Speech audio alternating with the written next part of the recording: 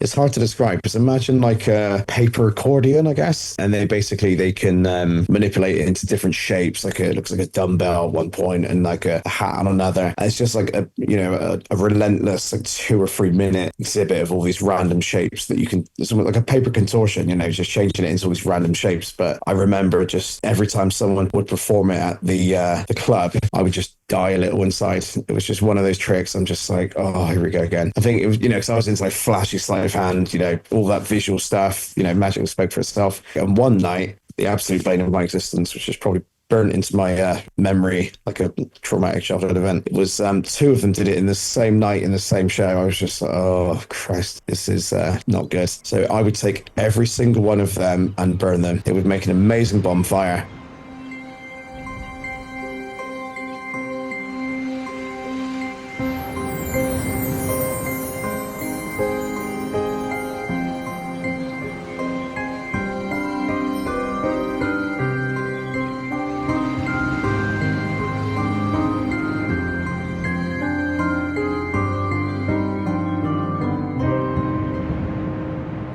Hello and welcome to another episode of Desert Island Tricks. We are well into the second season now, and today we have a guest who lots and lots of people will already have heard of because he is a phenomenal card magician. Not just card magician, but I think most people will know him for his incredible sleight of hand. He's had lots and lots of stuff published. You can see his shows as well, normally at the Bristol Magic Bar, which is very, very nice.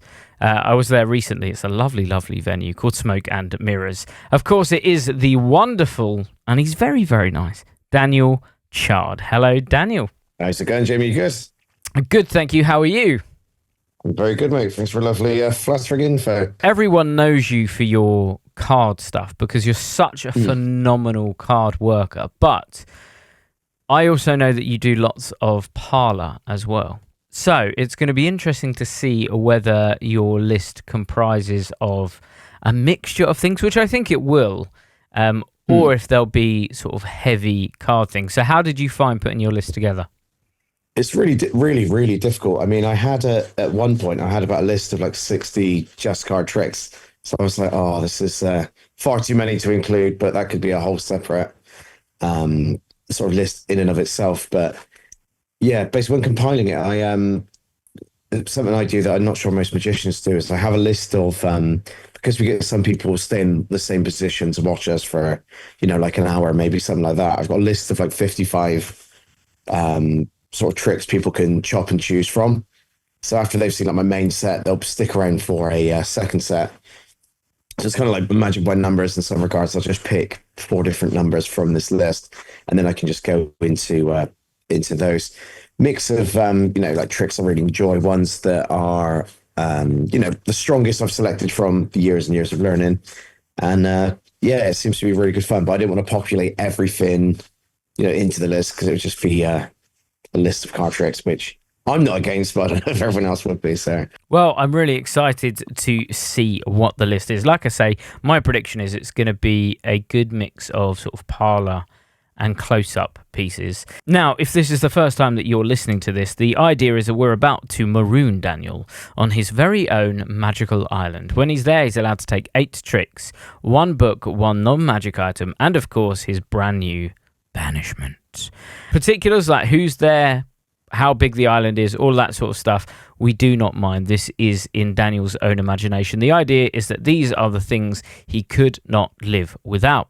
With that being said, Daniel, let's go to your island and find out what you put in your first position. So the first one's probably a bit of a left field answer, to be honest. If you know me, I've gone for Q&A. So it's one of those weird things I've been obsessed with, and it's honestly, I don't think it's a trick that I will ever perform, but what I seem to like about it, similar to Ambitious Card and routines of that nature, is just that there's like an infinite number of presentations, tools, moves, resources that you can collect, and it seems very much like something you can put together, like almost like mentalism Lego in some regards. Like there's just so many different amazing resources out there from Scott Turner, imagine two names, Scott Creasy, Pete Turner, Jerry McCambridge, the Bob Cassidy classics, Luke May. One of the best resources I've seen recently was Anthem and Aria's Penguin lecture. Have you seen that one? Yeah, that was probably the most comprehensive lecture that I've seen on it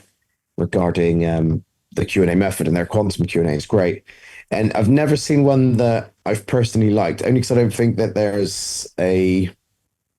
doesn't fit my presentational style. So not to say that that's a bad thing, but it just doesn't fit how I'd probably want to do one more sort of comedy based, or a little bit more of a light-hearted content in the effect itself. But yeah, it just seems to be one of those things. Every new resource that comes out, just enjoy learning about it. There's so many different ways you can put it together, and yeah, it's just one of those things because there's no right or wrong way to do it.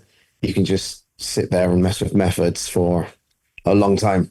So I suppose it's like the card move monkey side, but in mentalism in some regards. So you mentioned that it's something that you haven't done. Is the reason that you haven't done it because it's just too comprehensive and you haven't got those methods down?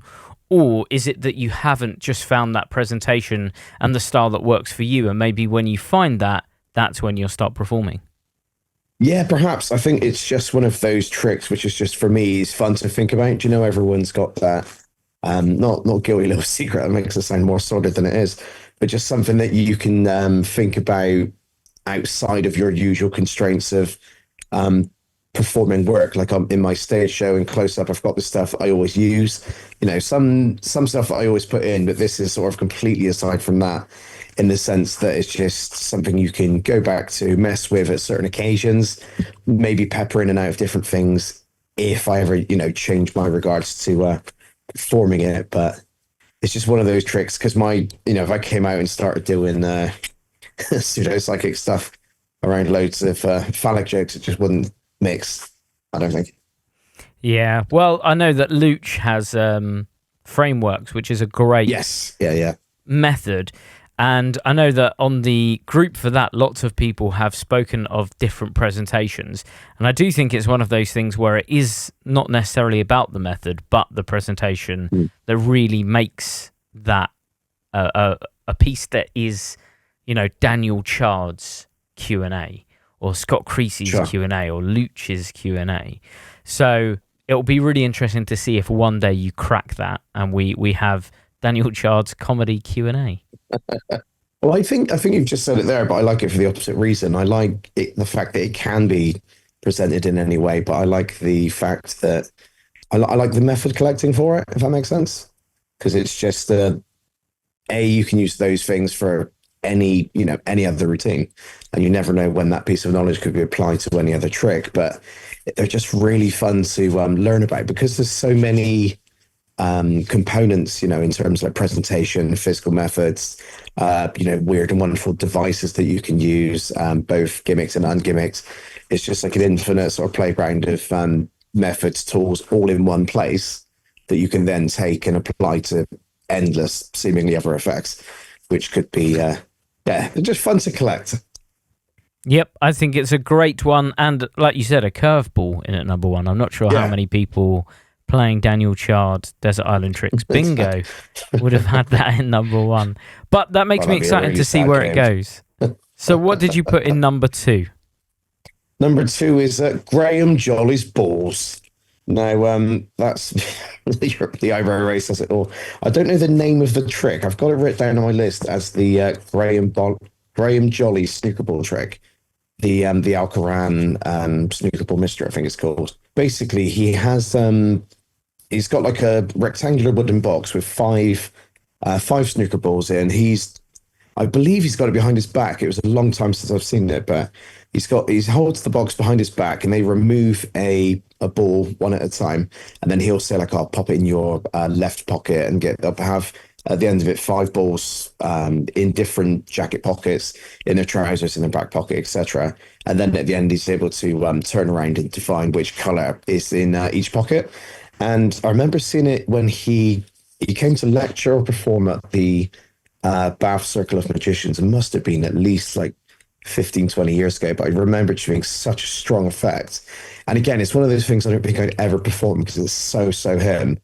but I just remember the impact it had on me at that time. I've always loved that effect, and not many people have brought out good versions of it.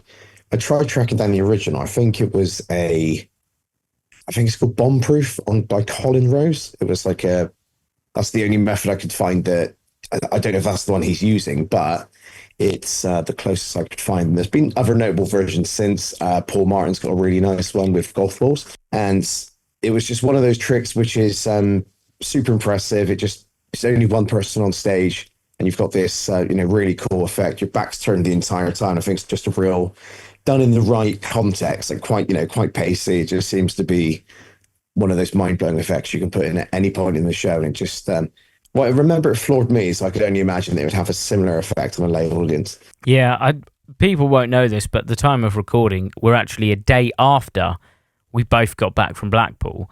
And I had the opportunity to see Mike Sullivan at the Wayne Dobson stand perform a version of this called Snooker Sorcery.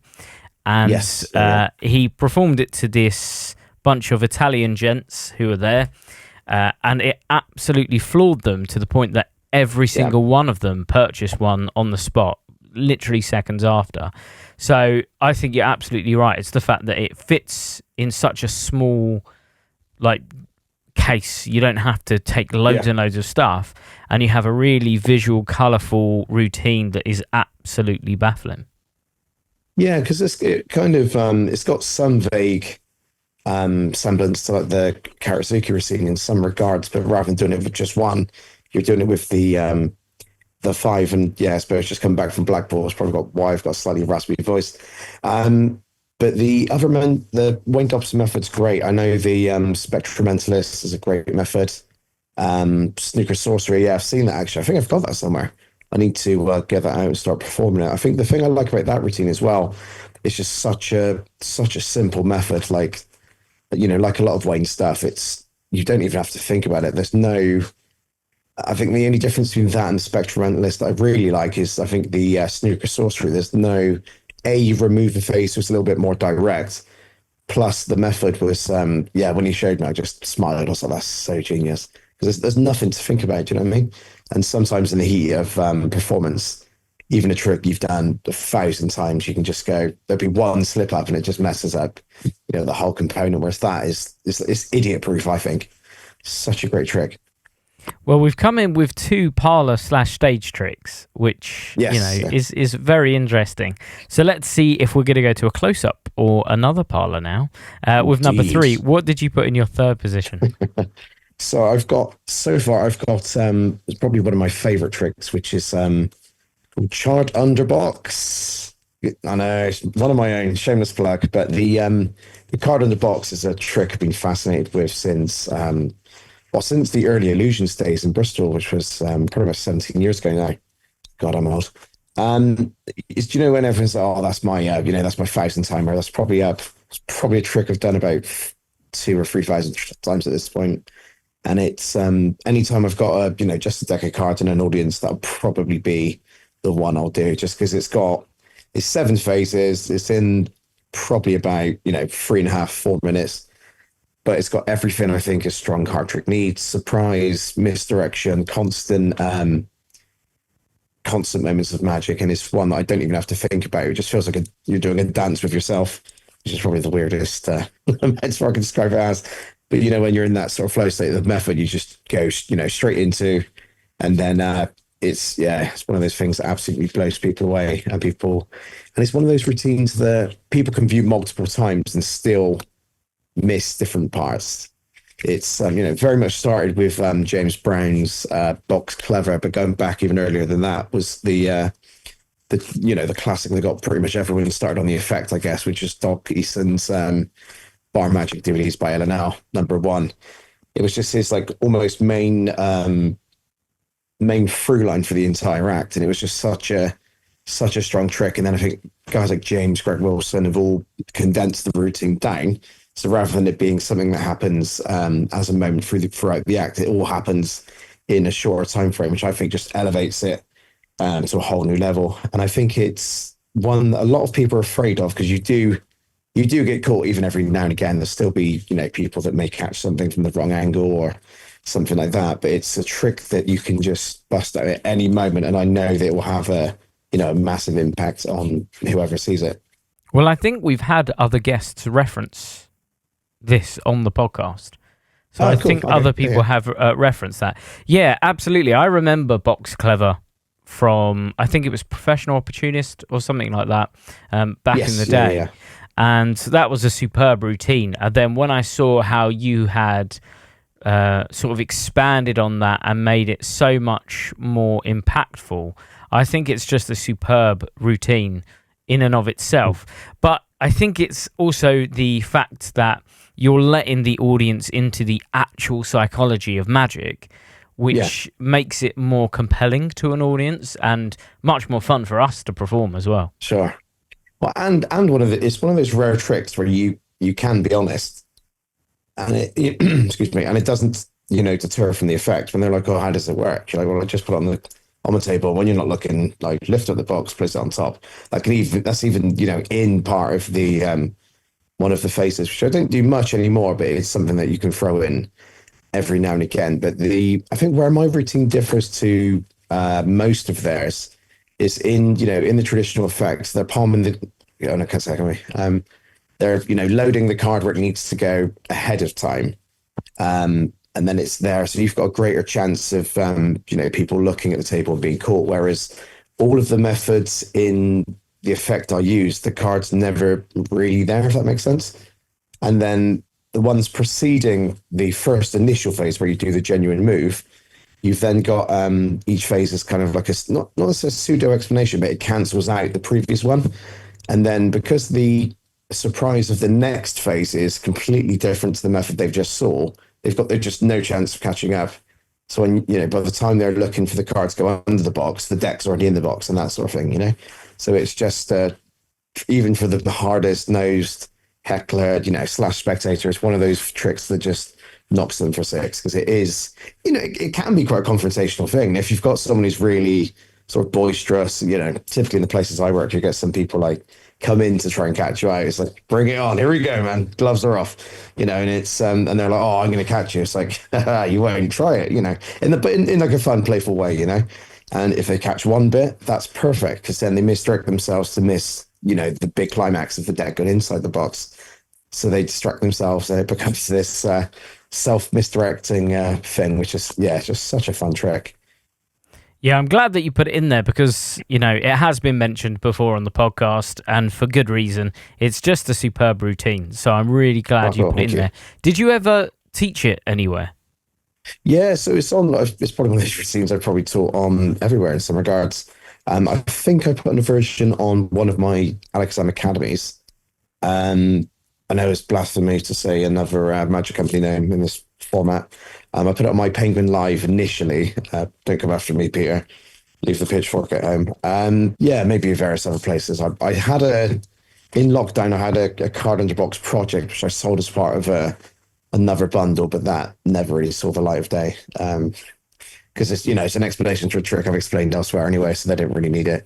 But yeah, it's one of those routines. It's sort of evergreen in the sense that as it evolves, similar to I think Tom Wright was chatting about that on his with his chop cup. You see it on different projects, and there's different things that have been added. It's there's one of those routines that's always morphing and evolving. So every time you see it on a project, you might go, oh, he's included this bloody trick again. But things might have changed in terms of method, psychology. It might reduce in some regards to phases, because 7 is quite a lot of it happens so quick that it doesn't feel like it feels like they need a drink to relax after it. So it's quite intense on the brain.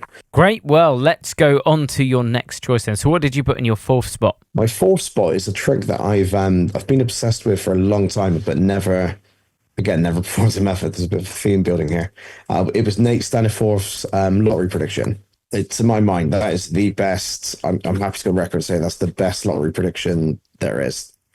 It was just such a clean. I remember seeing the performance initially, like his sort of low key manner of presenting, mixed with just adding all the impact to the end reveal, the reaction sort of speaks for itself. I think you can find there's a clip on YouTube of his one of his college shows, I think, or some of him performing it. And it's just such a clean, handling. His wallet's on the table. 6 people pick numbers at the end. Opens his wallet and this piece of paper with it, in. Since there's been an absolute, plethora of methods just sort of thrown on the market, from gadgets, gizmos, classic methods. But to my mind, I think the simplicity of his was just such a game changer. I've not seen one that matches that level of cleanliness, if that makes sense. It looked like such a minimal. They name the numbers inside the wallet. There they are. I'm sure there's methods out there, but that's probably the cleanest I've seen. Yeah, it's a great routine. I know he put a revisited version in his book called Clouds and Kingdoms. And he also had a great matchstick trick in that book as well. But yeah, you're right. It's such a clean routine. And in terms of a parlor show, a lottery prediction is a superb effect to put in there. And it's one of those questions that, if we were real magicians and we could really do magic, we all know we'd be producing money, right? We all know we'd be doing that. And it's also the question and joke quite a lot of the time that audiences give to you. Like, oh, can you make me some money? Because that's what they anticipate. So a lottery prediction is the exact perfect routine, really, for a parlor setting. Yeah, absolutely. And I guess that's where routines like, like coin productions or Miser's Dream in a stage context, but Extreme Burn and stuff like that are so popular. Like you said, it's just the go-to question that goes to through someone's minds.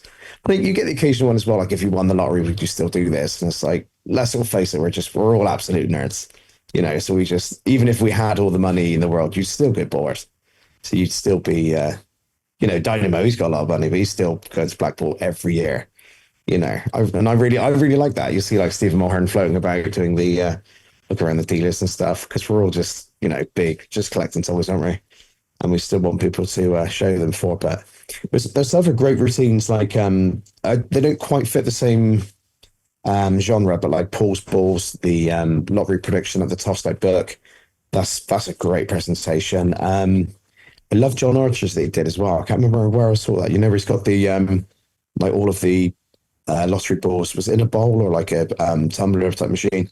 That was a strong revelation. Plus, there's tons of good methods out there, but I think similar to like the Q&A, there's no right or wrong way to do it, but it's such a strong trick. And it's one of those ones I've wanted to put in my show for so long, but I've never found a presentation or a method that I quite like. So it's just a fun side project that, again, hopefully will see the light of day one day. But it's a great, great trick. Hopefully we'll see that with your Q&A when you finally crack that one as well. But yeah, great choice again, and quite interesting that it's another parlor effect as well. So we've gone Q&A, Graham Jolly's balls, which is fun to say, Chard Underbox, and lottery prediction by Nate Stanforth. Yeah, great. So where did you go with your fifth position? So the fifth one is it's a trick that I've never learned, but if I was going to be marooned on an island, it'd give me all the time in the world to work on it. 'Cause it's just such a difficult piece. It's I believe it's called an ambidextrous interchange by Guy Hollingsworth. So the effect is you have four aces, 4 queens, all signed by the spectator. Then you put the aces in different pockets. Foot in your jacket and trouser pockets, so they go each in a different one. You show the queens, and they mysteriously transform one at a time into the aces that were just in your pockets, and then you pull out the queens from the 4 different pockets. But then after you click or wave or whatever your magic gesture is, you show that the queens have then vanished and they're now back in the pockets, and then you remove those. But the method is just an absolute beast. It's got some of the most. I'd probably go on record as one of the most difficult card tricks there is out. Published in a book. How someone would learn that from this amazing book, Drawing Deceptions, I'd have no idea. But he does it on the either the London collection or his routines DVDs. But I think you can get those as downloads from Vanishing Ink at the moment. But yeah, it was just such a long, it's a real long explanation in terms of the technical moves, but I was just sat there marveling at, some of the moves that he was using in there. You never see anyone use in that context. It was just such a super difficult. It's probably a routine I've only he could pull off. But if you've got that length of time, it'd be something to. I think it's just something to the effect. I think it's the Sadowitz effect. All things can change or something, or more things can change in card zones. It's one of those things I wish, when you're one of those tricks you wish you could do with as smooth as Guy and stuff like that. But yeah, that's just going to have to be a bit of a fiction piece for me, I think. But it's nice because we've had several people say that there are routines that they've just not had the opportunity to really commit time to. So I think it's lovely that this is your version of that. This is the trick that you would love to get as smooth as Guy Hollingsworth. So, getting that down and getting that time and practicing to just to make it as good as him. Yeah, I agree. I think everyone probably has that trick in their lives. Yeah, no, absolutely. Because I think, if you're marooned on an island, you've got all the time in the world to mess with that. And I think, with regards to the island, one of the my favorite episode I was listening to was Dave Forrest, because he had a name, he had his own little currency, didn't he, and stuff like that. I had all those sort of things. It was like Chartopia, but I was a bit pompous in it, and then there were some sort of crypto coin that I'd have some cryptocurrency for the island. But yeah, I thought that's a bit too deep in the weeds. Chartopia. That is what we're going to call it from now on. There we go. We are going to Chardstopia. Yeah, I think that's another great choice. I love that it's the one that you just want to work on just for you, just to enjoy. Hello guys, I'm here to talk to you about Alakazam Unlimited. This is the best streaming platform in the world, I'm telling you now. With Alakazam Unlimited, you get access to over 150 magic routines. This is video performances and explanations. We have card magic, coin magic, kids magic, rope magic, mentalism, stage, parlor, impromptu. We've got you covered. All of this for the low price of just £4.99 a month. And you can cancel at any time. Perfect if you've got commitment issues. Yes, I'm talking to you. Guys, you are going to absolutely love it. If you haven't joined the platform already, what the heck are you doing? Alakazam Unlimited is a streaming platform that you need to be a part of. Not only that, there is also exclusive content only available on the platform. Check it out now, alakazam.co.uk. Cheers.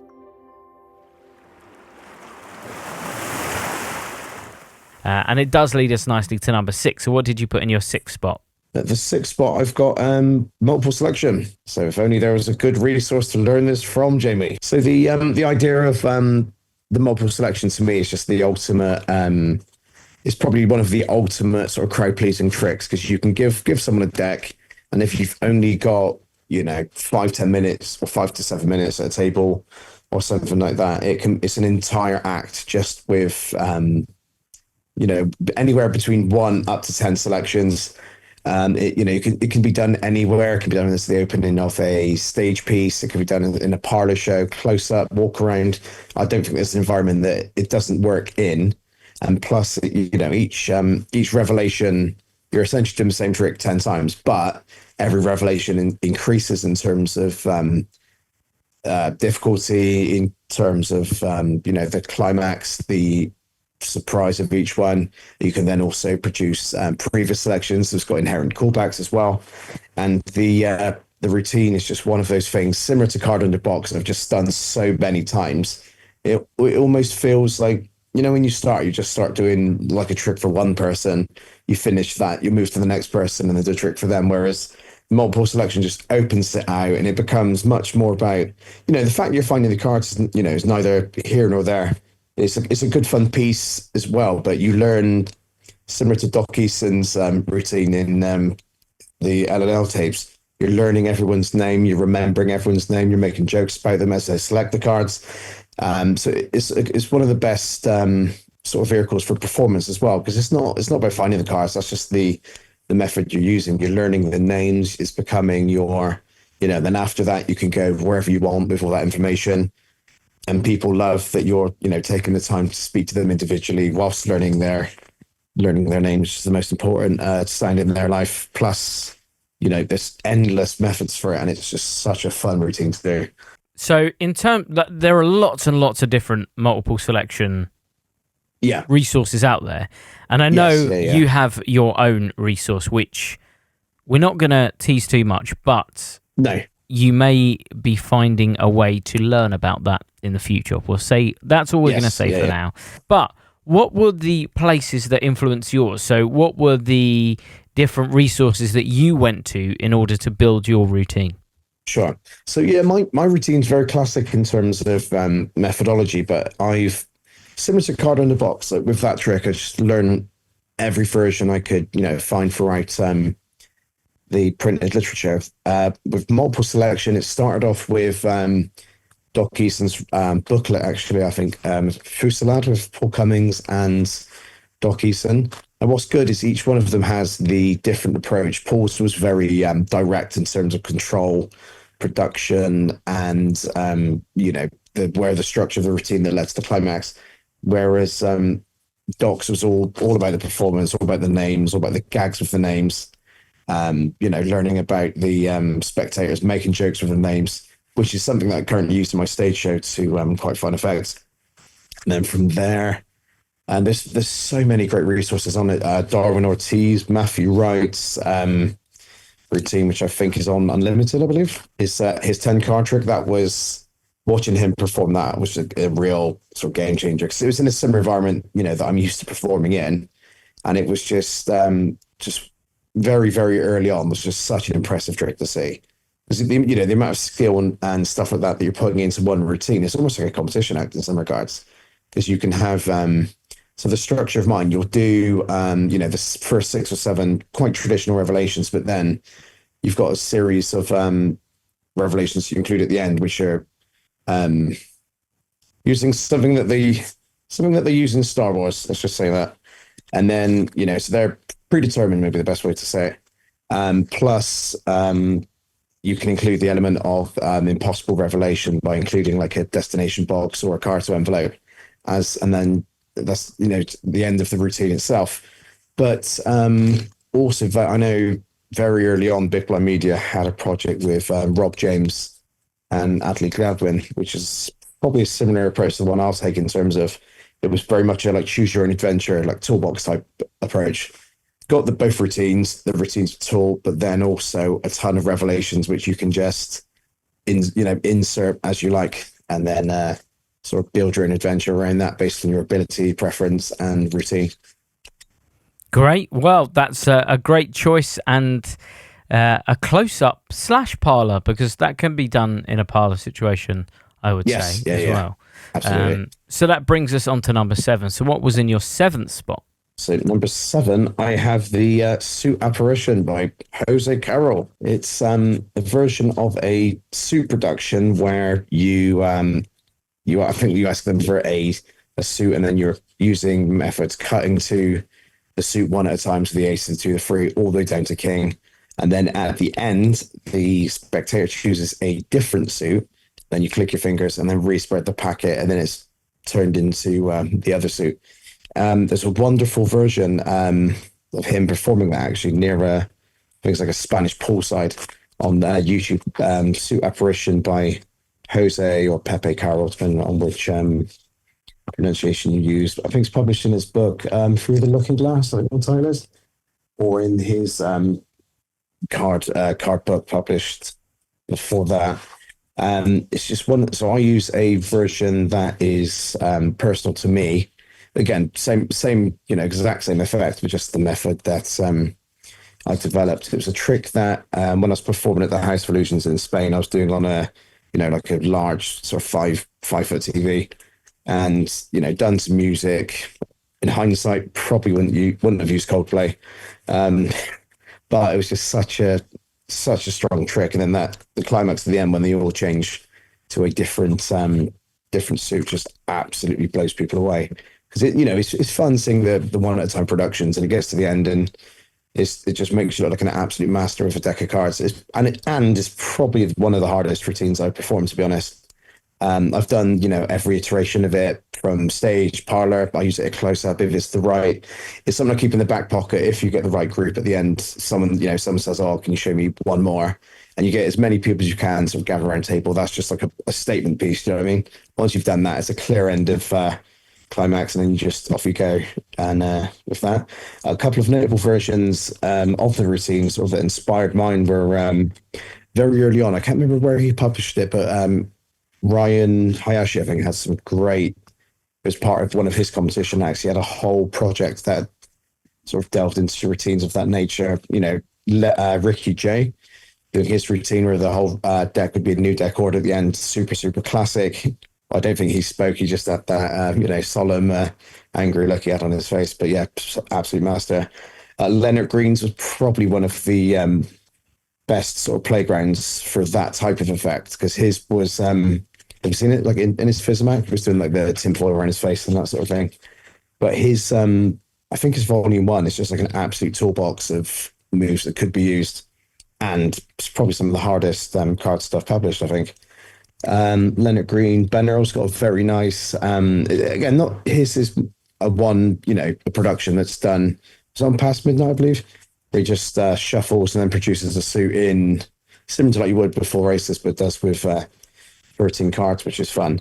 And it was my first introduction into like Spanish card magic, which has also become a large obsession in regards to sort of influencing the way I perform, the card magic I like, and stuff that you see me perform at gigs or wherever.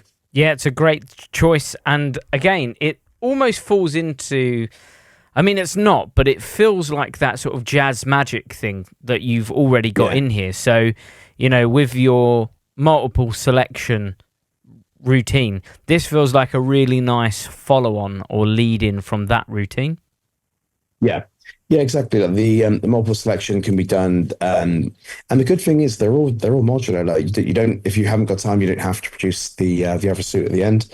I mean, you should, because it's the strongest bit of the routine, right?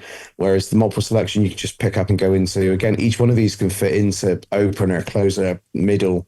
They've all got that modular nature, but the same with each one. Like you, just by learning multiple selections, suit production, and card in the box, using those, it's allowed me to pick up so many different moves, productions, and probably hundreds at that point, I suppose, because you've messed in structuring your routine together. You learn every sort of conceivable production from every resource, because you cherry pick what ones work for you, what don't, but you've still learned that you've gained that piece of knowledge which you can apply to any other card trick. But even the three that you've just mentioned, so card on the box, multiple selection, and suit apparition, all of them feel so unique. I mean, the multiple selection is the pick a card trick, essentially, there, but it just feels different because there's so many different people and there's so much variant in that. And then card under box is more about the psychology of what's happening as opposed to the card selection itself. And then, of course, you have that twist ending with suit apparition where they just don't see it coming. So each one of your choices in a show, if you were to do them in a card show, would feel so unique to each other. It would feel like you've seen a mini card act, essentially. Yeah, absolutely. And again, like there's the stuff, just those three tricks alone, I think could, hold its own against any, like Magic Castle act or, competition act. Because each one is of a high standard in terms of each one's been done thousands of times. Each one it can be done more or less at a moment's notice. I mean, don't get me wrong, getting into the suit apparition from a shuffle deck is a bit of a pain in the ass. But it can be done. You can use Hobson's first moves or Cost of Kidnaps to get the deck into the order that you need it to. During a couple of filler tricks, and then you go into that as the main sort of climax, or just deck switch, whatever. But yeah, each one of those, I'd happily, if I couldn't do any more card tricks for the rest of my life, those would be strong audience pleasers. Well, that brings us to the tail end of your 8 with the 8th position. So, what did you put in your last spot? Yeah, this was a toss-up between the category I've got written down was routines for stage that use multiple spectators. So, and again, I know the older advocate's going to come out at some point. I know it. I can feel it. The tension is rising. No, it's So routines that use like 4 or 5 people up on stage. Those are the broad category, and it's almost become sort of a running joke with Mark from Smoke and Mirrors during the shows. Like all of the effects I tend to buy tend to be, similar to Q&A. They've got 4 people on stage. I think in my 35-minute show, I must have like throughout at least 8 people up on stage, which is mad because it's only half an hour. But it's yeah. So I'm waiting for the question, Jamie. Waiting for the question. So, yep, devil's advocate here. So you are, of course, allowed honourable mentions. Absolutely. Sure. Yeah. So what would you whittle that down to? Yeah, I think, and again, I know it's going to sound like brown nosing because you're on here, but I think Bane is probably the trick I use, on stage the most. And it's just such a fun part of because I love the murder mystery plot, but I've added loads of like stupid production in terms of like soap opera music and lanyards and other stuff I won't mention because I don't want people to nick. But it's become like the trick almost doesn't matter. It's just such a fun 10-minute piece. You got people falling over, different phases where people are having a laugh, but it's such a crowd pleasing.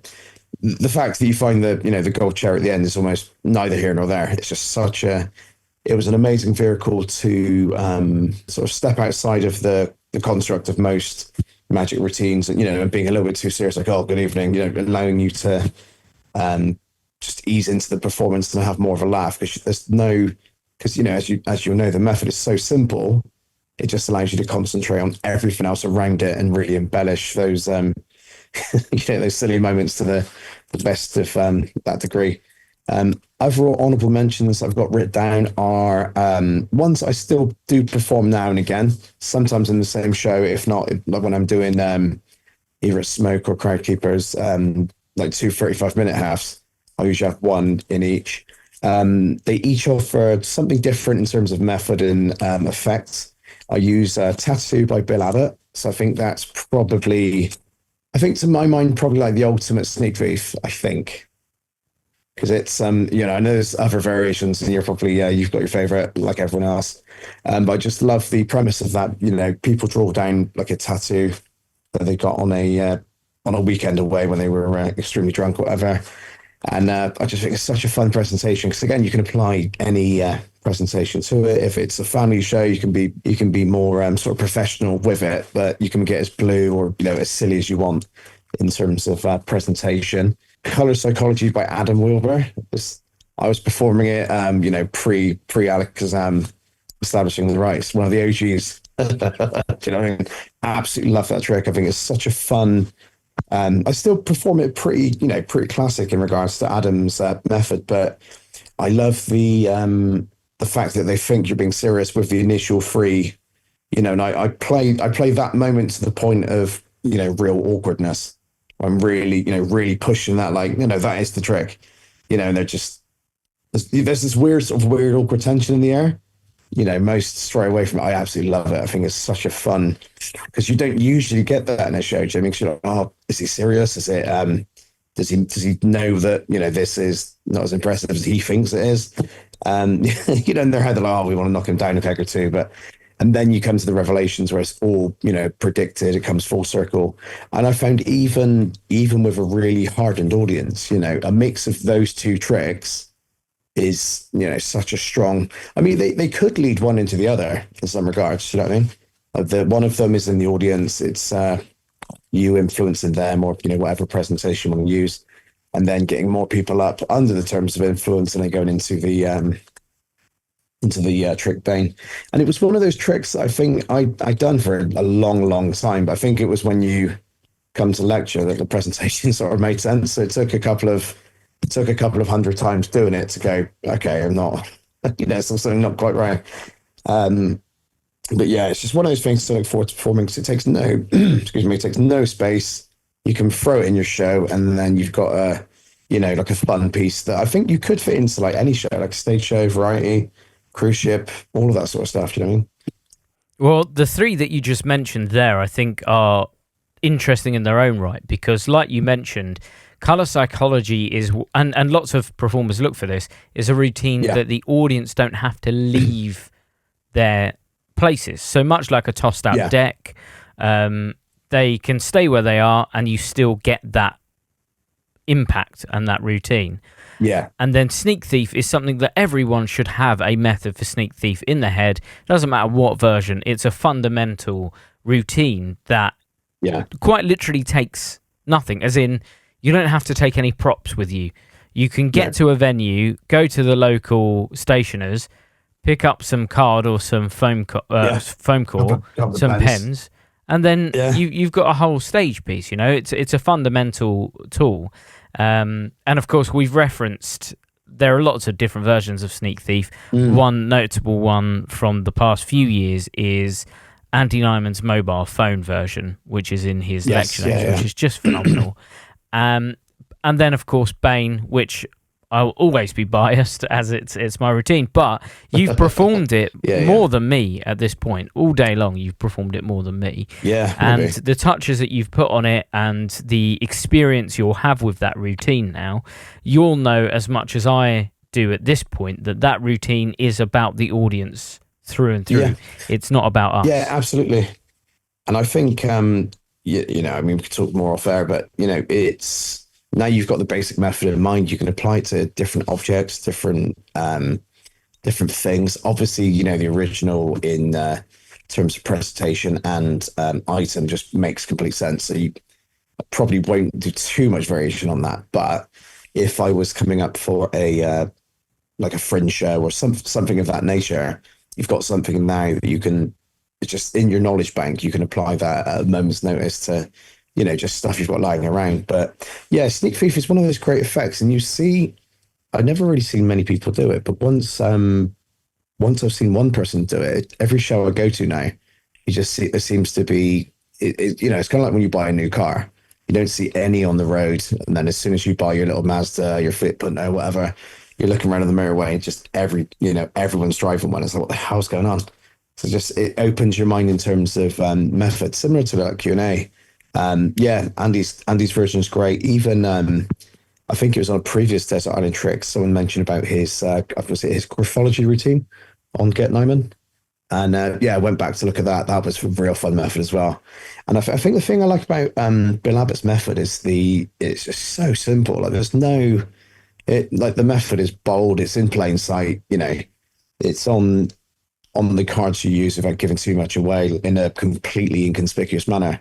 And you know, they do the drawing, and as long as you're following the sequence, like it's nearly impossible to go wrong. And then you've got a drawing duplication to end that after it's been, you know, apparently isolated in a big old envelope inside of an iPad bag. It just seems impossible that you'd be able to know that at that point. And it's got a great applause cue because you're holding up the boards, you flip them around, they both match. They go back to the seat. Obvious applause cue. It can be a good end piece to a first half, or you know, a strong piece in its own right in the show. But yeah, was there any other? I'm probably blanking on some classic methods for Sneak Thief. Well, one of the cleverest ones of the past, goodness knows how many years, is Darren's from his previous show. From his last show, he had a phenomenal opening routine, which I think was cut from the TV special, which he managed to expand on the method without giving too much away. He managed to not only do Sneak Thief, but then managed to get some additional information from it, which was incredibly clever. And when you watched him perform it, and you see the beats that they've put in to make it work, it was just a work of art. It was so good. That's great. So I don't do any propless mentalism or anything like that, just because the procedures, and I'm probably just too thick. I think the methods are quite involved. You have to memorize a lot of stuff. Whereas I think it seems like the perfect vehicle for that sort of stuff that you could just pepper in. Because the routine's quite bare bones, isn't it? It's a skeleton of a very, very strong effect, but you can, embellish those moments in, numerous different ways. And it just seems like if you've done a bit of, let's just say, show before the show, wandering around the audience, getting, they're writing stuff down. You don't know what it is, of course. And then you can add that to the routine as you're doing that. You can combine it with other confabulation elements, you know what I mean, which is an honorable mention, but we can discuss that after.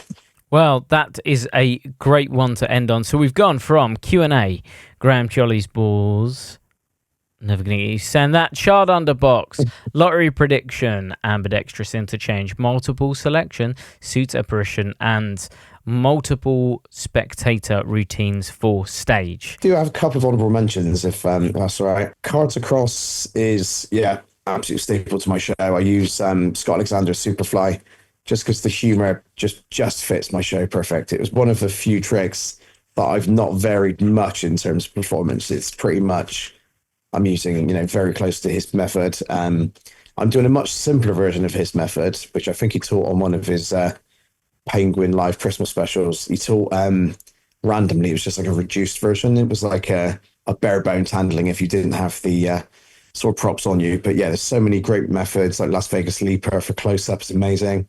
One of the very classic and very strong methods is by Hannibal. Yeah, his is very classic in terms of presentation, but his has got some sort of fun elements of presentation that he's added, which are some could be a bit cheeky references and stuff like that, but it's such a strong trick, and you can see why it's become a staple of a lot of people's repertoires. But also there's so much, you can do the bog standard version. I remember Jasper Blakely showed me one by, I'm blanking on the name, but the method was just so simple.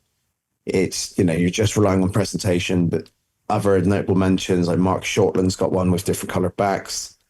I think Helder Kamara's had one as well, but I just couldn't get my head around his method. It fooled me badly.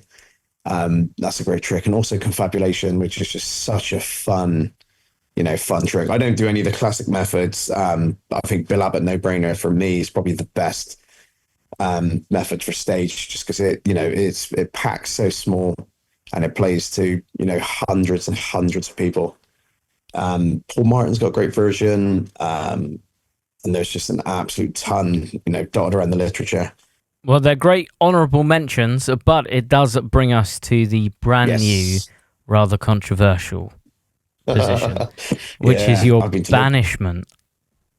I've been deliberating this for ages, man. It's because you can, I think I've got two contenders. One of them, which didn't make the final cut, there's a routine called Trouble It. It's like it's hard to describe, because imagine like what can only be described as like a paper accordion, I guess. And they basically they can manipulate it into different shapes. Like it looks like a dumbbell at one point and like a hat on another. And it's just like a relentless like 2 or 3 minute exhibit of all these random shapes that you can. It's like a paper contortion, just changing it into all these random shapes. But I remember just every time someone would perform it at the club, I would just die a little inside. It was just one of those tricks. I'm just like, oh, here we go again. I think it was, because I was into like flashy sleight of hand, all that visual stuff, magic spoke for itself. And one night, the absolute bane of my existence, which is probably burnt into my memory, like a traumatic childhood event. It was 2 of them did it in the same night in the same show. I was just like, oh, Christ, this is not good. So I would take every single one of them and burn them. It would make an amazing bonfire. But again, that's the honorable mention. So that's that. And I think the thing that I would banish would be, I guess it's more like a performance approach or like a piece of psychology. It's when I've seen a ton of professionals, again, naming no names, but like just completely underselling that last magic moment. For me, that's just an absolute, like pet peeve or something that I would banish from every magician's performance approach. It's just where you get to like, say, the end of like an anniversary waltz and you've done that, amazing fusion, a super impossible moment. And then they will just, just flip it over and show what's happened. And it seems, again, I was guilty of this up until probably about 10 years ago myself. It just seems this ability to just want to undersell or almost being too nervous to appreciate the climax or the impossibility of what you've just done, if that makes sense. like they're almost not too scared to accept the applause or to really, really sell it, but they seem like just to throw that moment away. They're just like, oh, okay, this has happened. Let's move on. Oh, isn't that nice? It's just like, no, mate, that's an absolute miracle. If you had done that 2,000 years ago, you'd be in that book as well. Do you know what I mean? It's just that level of like, it just frustrates the hell out of me because it's something that is such a small twist in terms of how you perform. So it doesn't take any real extra effort. It's just a couple of extra sentences, and then you're doing the same thing, but getting a monumentally stronger end. Do you know what I mean? So it's just a small piece of performance that you'll see a lot of people undersell that last moment. And it's just like, why? You've got something so powerful that could be, literally miracle status, and you're throwing it away like it's a cheap novelty you'd see at a fair. It's just like, no, I have the balls to really own that moment, not be nervous of what you've just done. And because you're doing impossible things. So just accept it's like they're too nervous to accept the impossibility of what they're doing. It's like, whether that's like Magician's Guild, they're trying to claim these powers or whatever. And it's like, well, if you want honesty, you're in the wrong profession, right? But, stuff that Tamras and Ascanio talk about, it's the magic moment or that feeling of magic is such a hard thing to generate. You're dancing, on the sort of razor's edge a bit, and it can be lost at a moment's instant. If whether you say a joke at the wrong time at the end of a trick, or you move on too fast and don't let them appreciate that moment. There's so much. It's really weird. You go through phases, don't you? Like when you first get into it, because you're not burdened by magic knowledge. You just do the tricks pretty much as they are, and you're getting wild reactions. Like David Blaine style, people running away.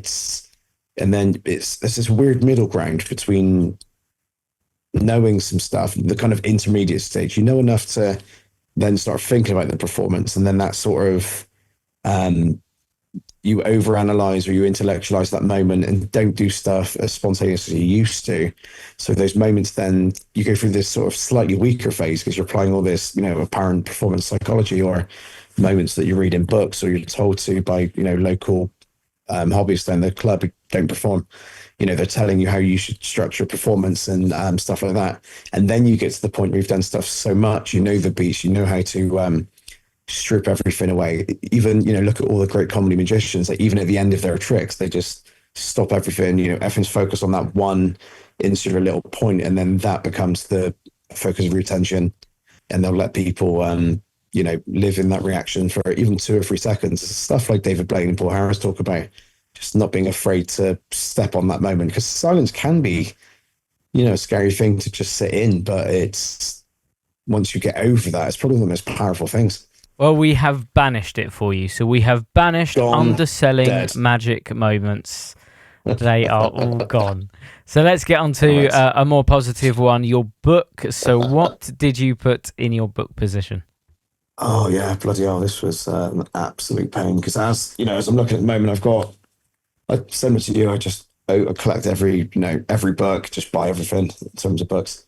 If I was to narrow it down, I know they've been mentioned before. Honorable mentions would be Steve Forte, it's the person coming out there. Steve Forte and his Gambling Sleight of Hand. The 40 years of Sleight of Hand, I think it's called.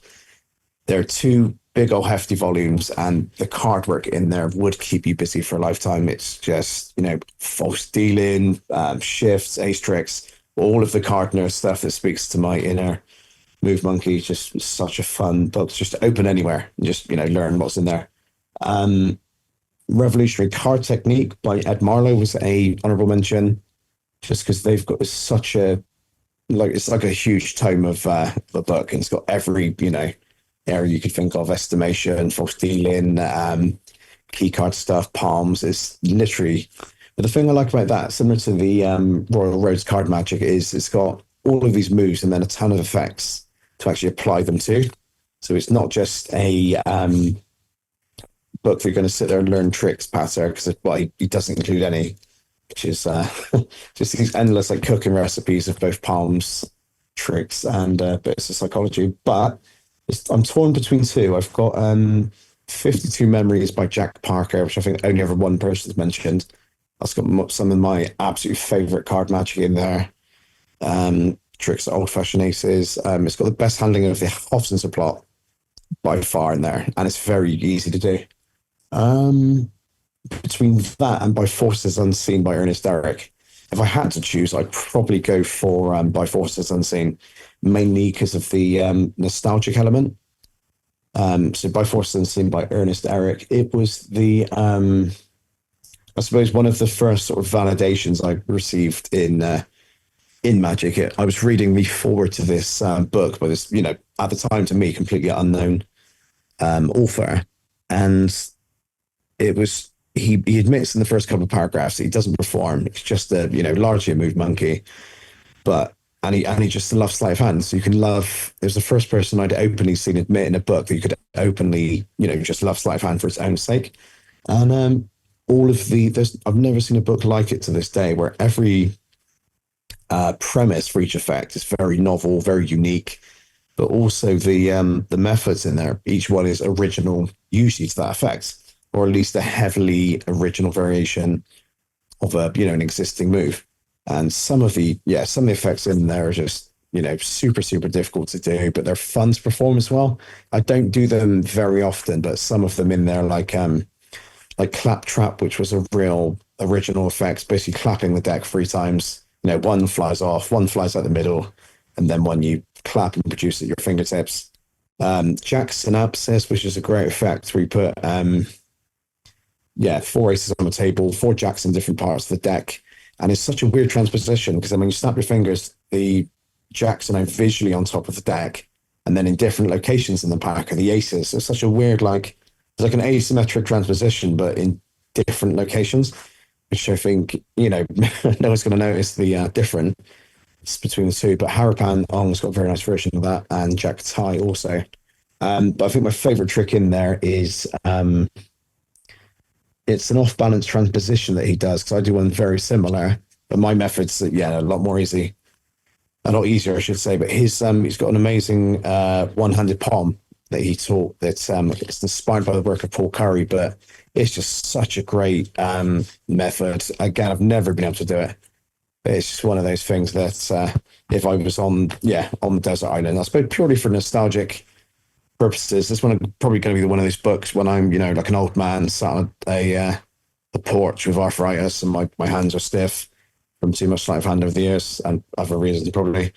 It's just one of those books you can smoke a cigar, look back on with nostalgia, and be like, that was a bloody good book. Yeah, Jack Synapsis, which I can never say properly, is probably one of my favourite card tricks ever, because it's have you seen clever. Jack's handling of it? I have not seen Jack's handling of it, no. No, super, super simple. I'll send you a video after, but my God, such a fun trick. But it's just one of those, it's a hard trick, but it's so fun to do. It's so clever. Right, that is a great choice for your book, and it does lead us to the last item, which is your not magic item. So what did you put in that spot? Yeah, so again, I went through similar phases. I've listened to, I think, probably every one of these at this point now. So I was just going over, mentally what everyone had chosen. There is the options like a phone. You could, phone your family, blah, blah, blah. You could use a laptop to chat to ChatGPT or AI now, so you wouldn't be lonely, but you can plan all your magic there, respond to gigs, but if you're on an island, that's the least of your worries. I think I'd probably take my dogs. The girlfriend can come and visit. She can come over on a boat or a plane.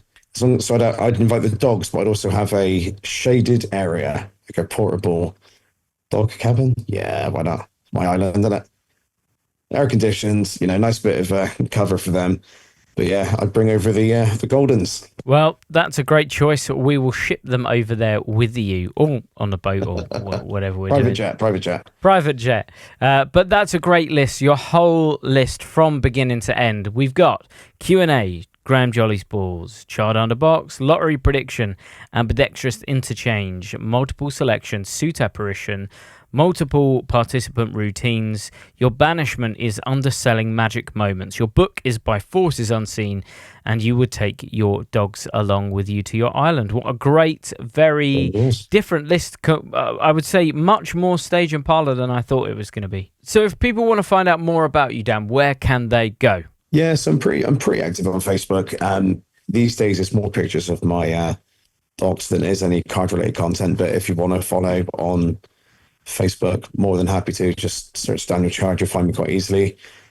I've got my website, bristolmagician.com, if you want to get in touch through the contact page, or just, I mean, to be honest, actually, no, don't do that because then they'll think that's a gig. Come through Instagram, at Daniel Chard Magic, the same on YouTube. That's where I post my, not very often, but I'll do as much as I can, a couple of times throughout the year, like either a trick I'm working on or something like that. But I'm quite accessible on either Facebook or Instagram. Shoot me a message there. I'll respond typically. If I don't, it's because I might walk in the house. And do you lecture, Dan? Yes, I do lecture. I've got a couple of lectures on academies, on Alakazam, plus some future ones which shall remain nameless, but will be super fun. Yeah, I do lectures for clubs. I don't have a ton of stuff to sell, so it is more like the traditional lecture stuff that, just talking about the subjects we're passionate about, different tricks, psychology, etc. But yeah, if you want me to lecture, I'd love to do some more international ones. I've done some in the past, like pre-pandemic, but they were super, super fun, like conventions and stuff. And plus, they sort you out, don't they? So it's all good. Get a free holiday. Well, that's great. Thank you so much for giving us your list, Daniel. No problem, mate. Thanks, Jimmy. And of course, we will see all of you or hear from you all next week with another episode. Don't forget to send in your list to Stranded with a Stranger. Again, the more of them we get, the more of those episodes we can put together. Just send in your list of 8 tricks, 1 banishment, 1 book, and 1 non-magic item. I've still got to get used to putting banishment in there. It sounds weird. Yeah, probably everyone else thinks the same. To sales@alakazam.co.uk. Make sure you put in the subject line my desert island list. That way it comes through to me and we can get one of those recorded for you. So we'll be back again next week, possibly with a Stranded with a Stranger and the Desert Island Tricks podcast. But until then, have a great week. Bye-bye. Hi, Peter Nardi here, and I really hope you enjoyed that podcast. I just wanted to let you know that Alakazam have their own app. You can download it from the App Store or the Google Play Store. By downloading the app, it will make your shopping experience even slicker at Alakazam. You'll also get exclusive in-app offers and in-app live streams. So go download it now, and we'll see you on the next podcast.